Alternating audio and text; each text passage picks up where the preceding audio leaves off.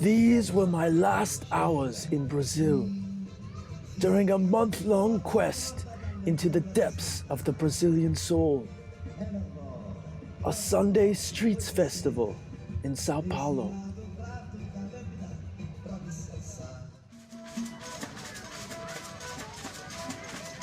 Brazilians dance like the rest of the world breathes. This spontaneous folkloric dance exhibition imprisoned my heart.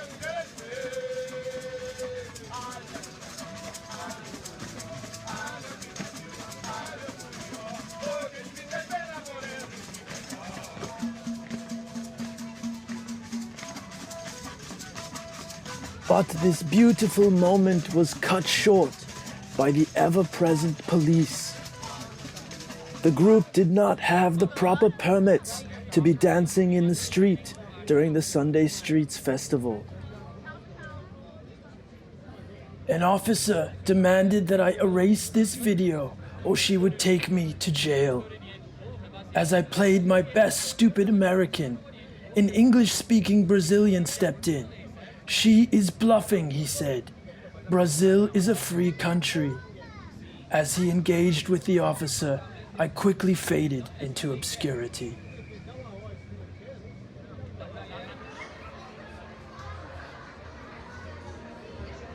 Sao Paulo is a very modern place. Consumerism for sale, perhaps with a little more air conditioning. Here you see food carts with sushi burritos and young canvassers asking for monthly donations to good causes. They even have the familiarly well-dressed Jehovah's Witnesses.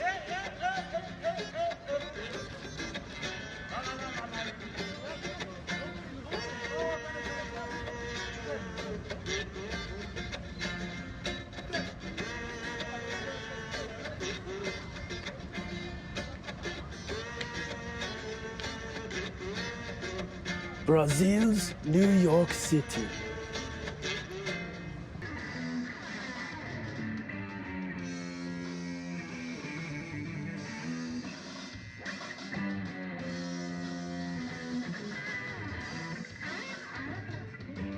On a typical Friday night, the youth crawl the streets like ants on a stiff body.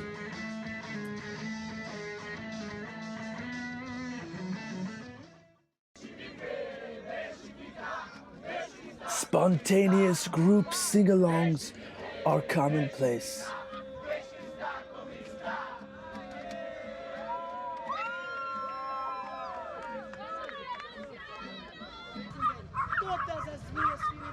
Here, a man screaming indiscriminately with passion on the streets is not insane. He is performing street theater on existentialism. An out-of-work actor, he promotes his one-man shows on Facebook. When I asked if he made much money from that blue piggy bank at his feet, his friend assured me that money was not a concern. He comes from a very wealthy family from the South. I should have guessed from his fair skin and ginger beard. In Brazil, socioeconomic status can be determined by looking at the skin. This is a German DVD on capoeira, which I stumbled upon while traveling in Salvador de Bahia in the north. If you go north, you may wonder if you're still in the same country. Suddenly, the modern perks of the South have vanished. Women carry water on their heads. Poverty is more prevalent, and the skin contains more melanin.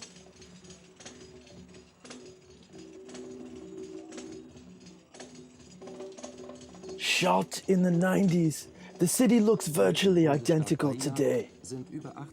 This is where European invaders first colonized Brazil.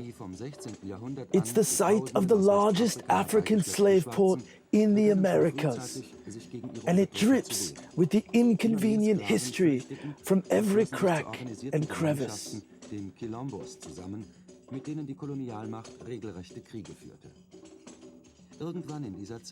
Here, in the land of the sugarcane, what some Brazilians call sweet prejudice is still as common as the cobblestones.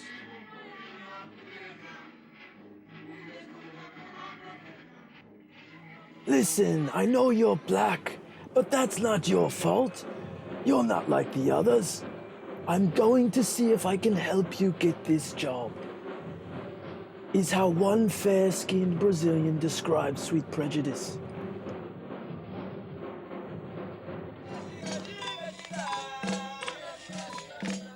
The Northeast is also known as the birthplace of capoeira and many of the other cultural exploits that you know as Brazilian.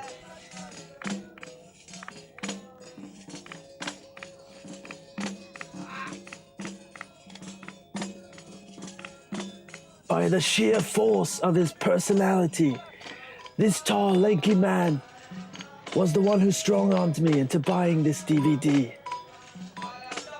He is now an elder in Salvador's capoeira community, which survives on demonstrations like this and DVD sales.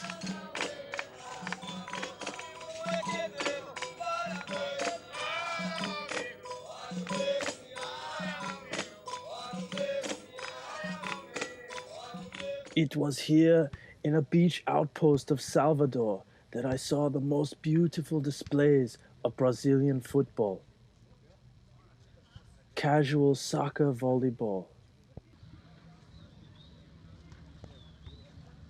And here, doubles soccer table tennis. Amazing.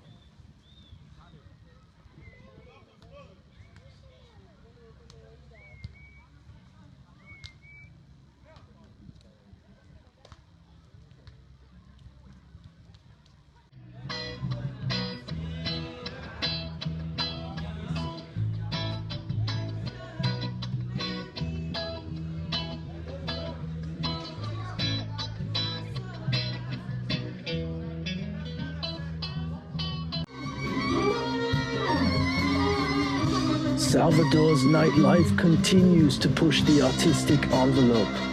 Here, a small bar displays experimental jazz with an American hip-hop artist.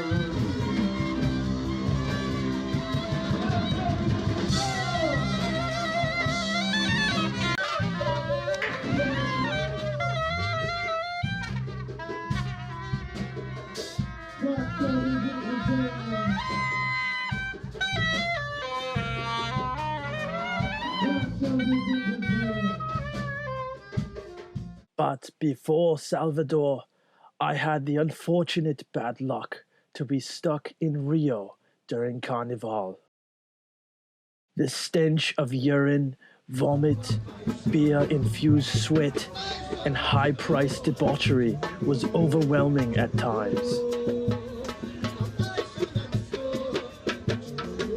Perhaps the best moments of culture can be found on the subway trains.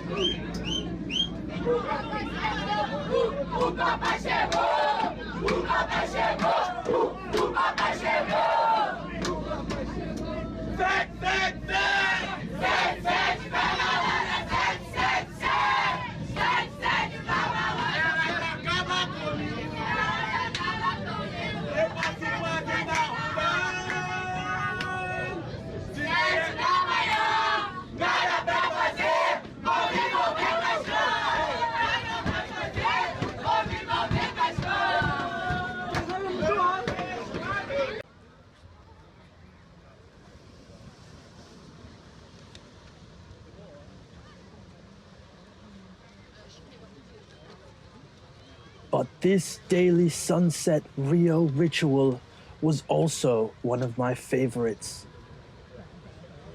Just before the sun dips beneath the horizon, people erupt in applause.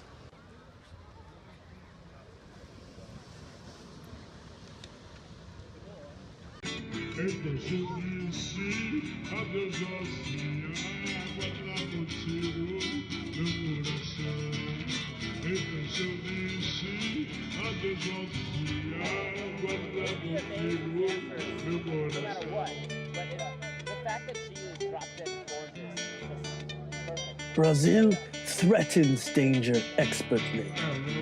Endless are the whispered warnings and stories. My favorite was the Scandinavian backpacker that returned to his hostel stripped to his boxers 2 times in the same week. However, I discovered I was more likely to be robbed on Rio's wide commercial avenues than walking in its tight favela alleys.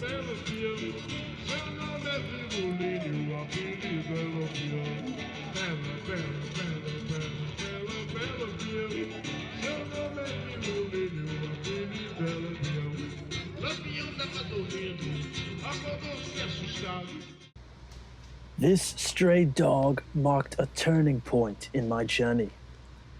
Together, we were terrorized by an annoyed security guard as we spent the night at this bus stop 4 hours outside of Rio. We shared the night with a collection of other poorly planned backpackers, and one of them was Brazilian. He told me Brazil's true cultural heart lives in the Northeast, and he had never been, but the most beautiful place in all of Brazil is a small indigenous Bahian village where a river meets the ocean.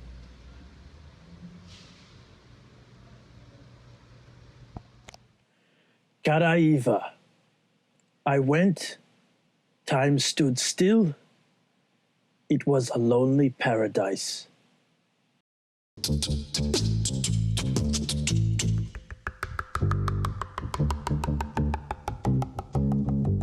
This dirty Hawaiian hippie was responsible for my last Brazilian adventure. His name is Mike Love, and his music inspired a wealthy Brazilian to quit his long career in IT at the world's largest meatpacking company, JBS, to start a mushroom farm. He is a vegetarian.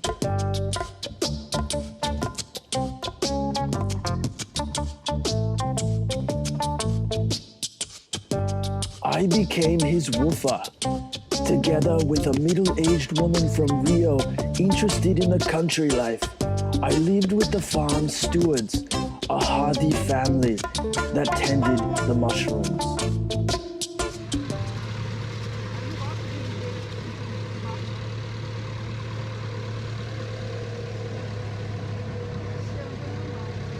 Não, eu quero tirar com o trator inteiro, o trator, todo o trator, ele não tá entendendo. Eu quero todo o trator. Todo o trator? É, eu no trator. Oh, okay.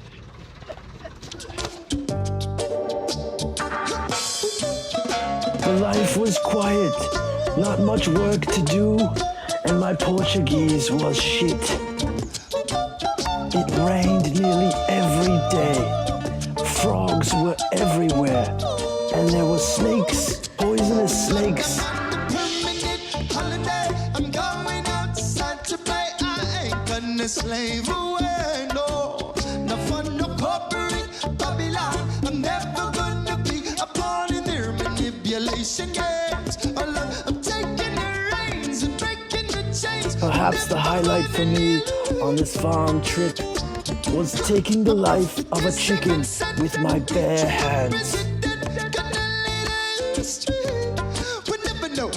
The trauma of the process was necessary, and it made me question my commitment to eating meat.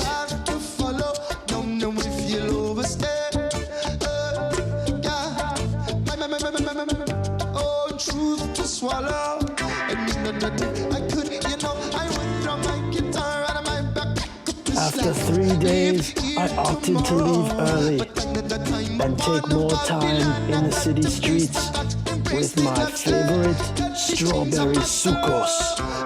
I'm on a permanent holiday. I'm going outside to play. I ain't gonna slave away. No fun, no corporate Babylon. I'm never gonna be a pawn in their manipulation games. 10,000 years of captivity, we must eventually open up.